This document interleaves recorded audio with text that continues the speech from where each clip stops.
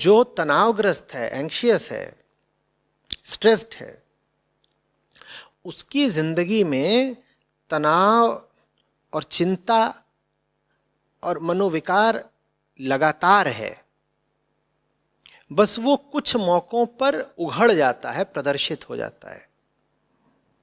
और सुनिए बात, ये आपके लिए कोई खुशखबरी नहीं है कि आपका तनाव दिन में बस 2 ही 4 घंटे प्रकट होता है, बाकी समय अप्रकट रहता है। ये कोई खुशखबरी नहीं है। ऐसे समझ लीजिए कि अगर आपका तनाव 24 घंटे बना रह गया होता तो आप तनाव से मुक्त हो गए होते। आपका तनाव बना और बचा ही इसलिए रह जाता है क्योंकि वो 18-20 घंटे छुपा रहता है।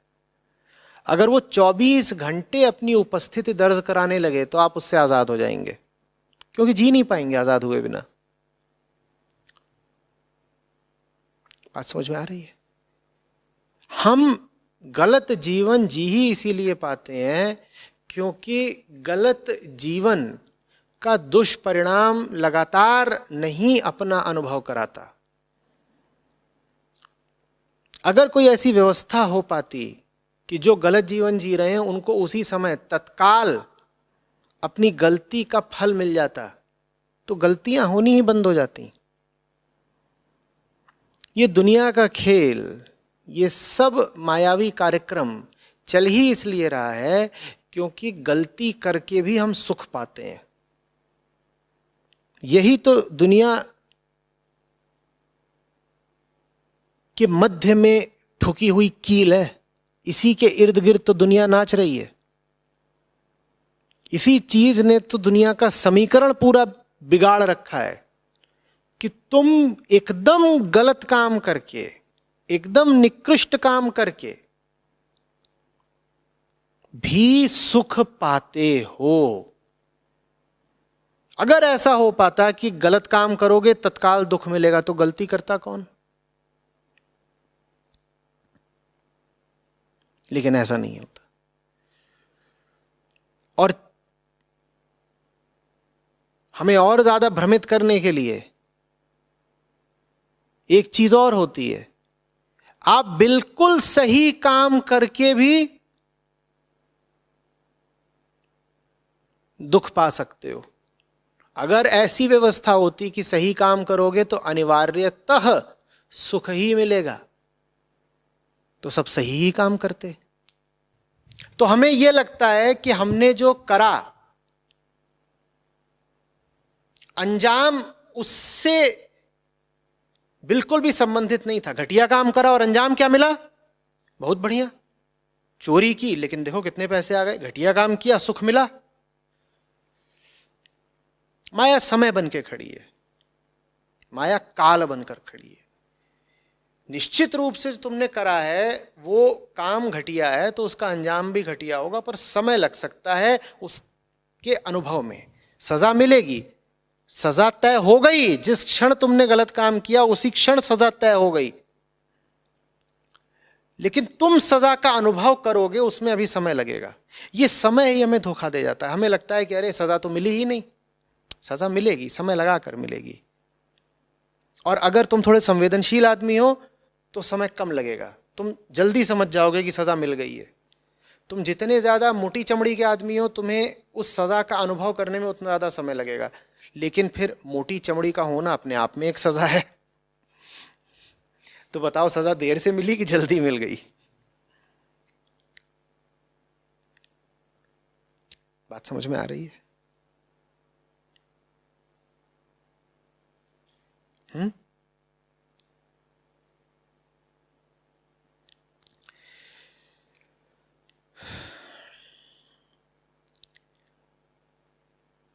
एक ही तनाव होता है केंद्रीय। कुछ है तुम्हारे भीतर जो जाना चाहता है सच की ओर, और कुछ है तुम्हारे भीतर जो उसे जाने नहीं देता। इसी का नाम तनाव है। ये तो अच्छी तरह जानते हो ना कि तनाव के लिए, टेंशन के लिए दो विपरीती ताकतों का होना जरूरी है जो एक दूसरे का विरोध कर रही हो। उसके बिना तनाव हो ही नहीं सकता। हम सबके भीतर वो दोनों ताकतें मौजूद हैं, इसीलिए हम सब तनाव के ही पुतले हैं। तनाव मनुष्य की अनिवार्यता है, क्योंकि मनुष्य को दो परस्पर विरोधी चीजें अपनी अपनी दिशा में खींच रही हैं। तनाव तो हो गई। जैसे कोई रस्सी हो जो दो सिरों पर दो तरफ को खींची जा रही हो, रस्सी तक तो ठीक, सोचो कि एक हाथ तुम्हारा एक दिशा को खींच रहा है और एक हाथ तुम्हारा एक दिशा को खींच रहा है, हाथ तक तो ठीक। सोचो तुम्हारे दिल के ही दो फाड़ हो गए हैं, एक हिस्सा इधर को जा रहा है, एक हिस्सा उधर को जा रहा है, तनाव तो होगा ना। आदमी इसी तनाव का ही नाम है। ये तनाव दो तीन तरीकों से दूर किया जा सकता है, लोग करते हैं। बताऊं तरीके? एक तरीका है आसान, सुविधाजनक, वो जो तुम्हें सच की ओर खींच रहा है, वो तुम्हें कहीं बहुत दूर ले आना चाहता है। तो तुम कहो कि उतनी दूर कौन जाएगा?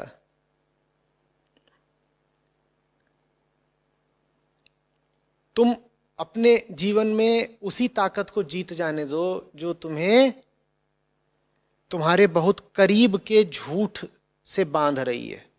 लो, तनाव दूर हो गया।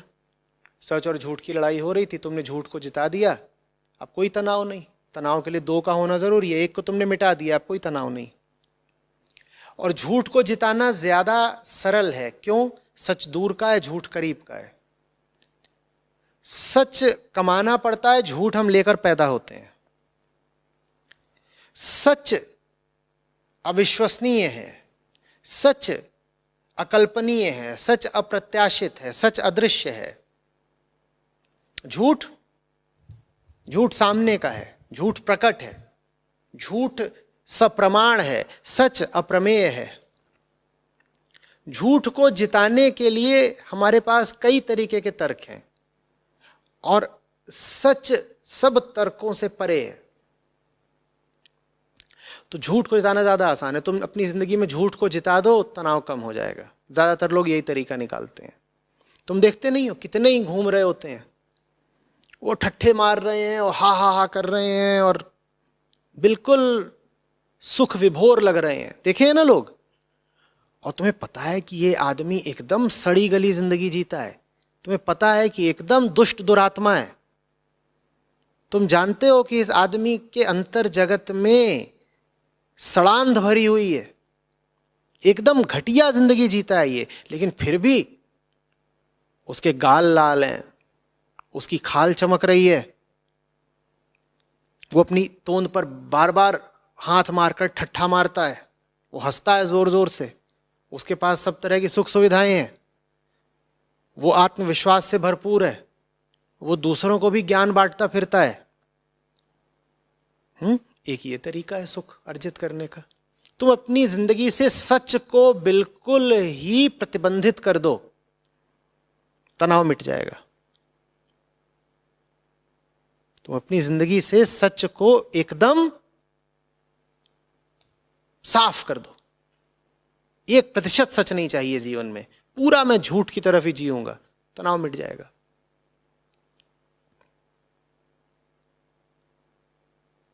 तनाव कम करने का दूसरा तरीका, पाखंड। क्या पाखंड? तनाव बहुत था,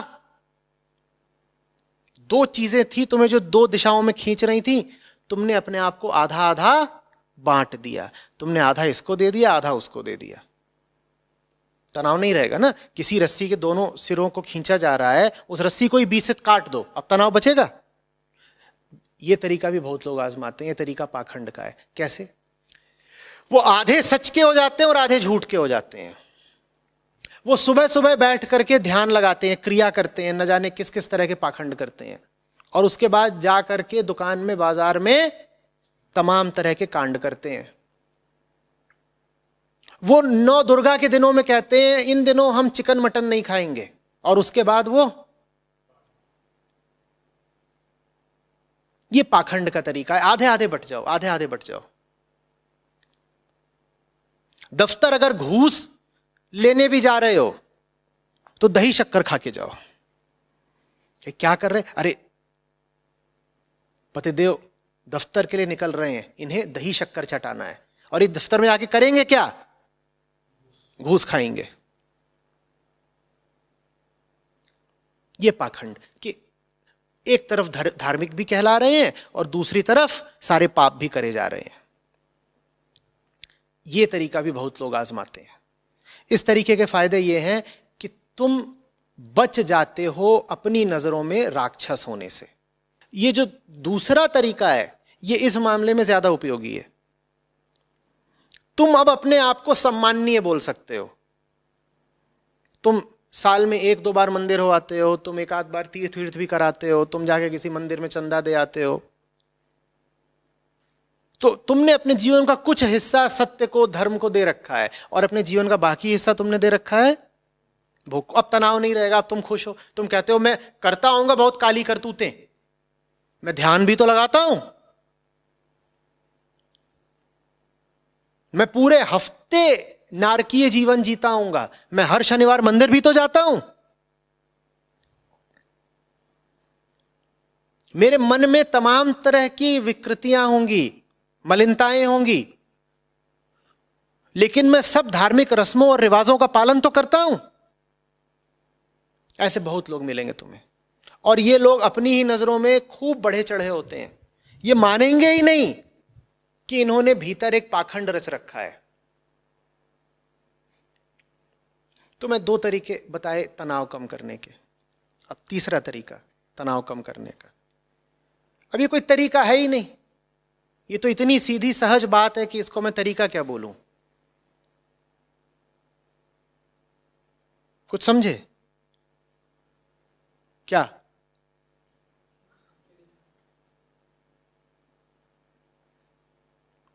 जिसके हो उसके हो जाओ भाई, कोई तनाव ही नहीं बचेगा।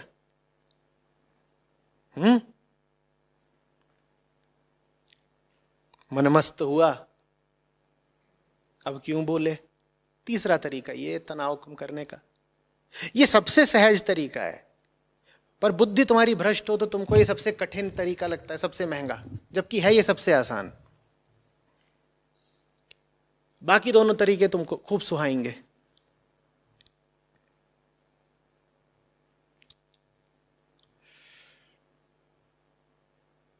तो तुमने कहा है कि तनाव रहता है, मैंने तुम्हें तनाव कम करने के 3 तरीके बता दिए। अब चुनाव तुम्हारा है, तुम्हें जो तरीका चुनना हो चुन लो।